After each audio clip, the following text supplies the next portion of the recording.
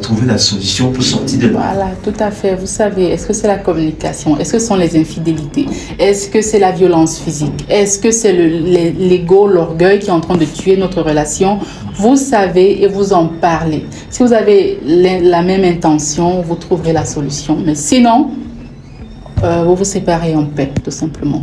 Se séparer, c'est important. Cette petite pause-là nous permet de réévaluer notre relation, de réévaluer la présence, l'importance de notre partenaire. Voilà, c'est une phase qu'on recommande souvent, prendre une pause.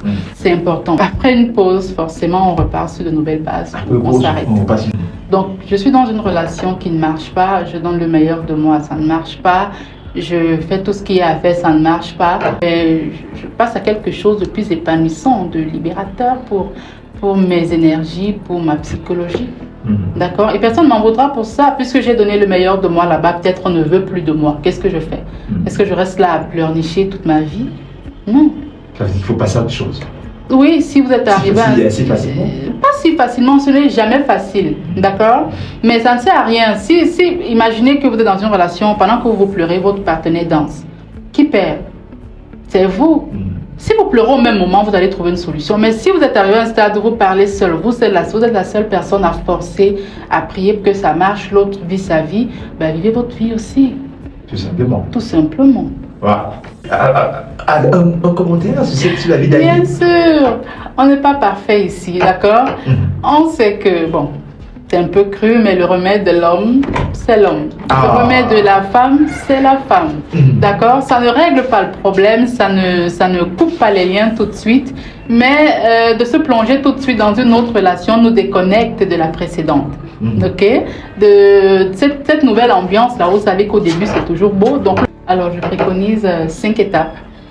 C'est déjà très bien, premièrement, de reconnaître la toxicité de la relation. C'est important un moment de reconnaître que cette relation affecte ma santé, cette relation affecte mon moral, cette relation affecte mes relations, ma famille, et donc je décide de m'y arrêter.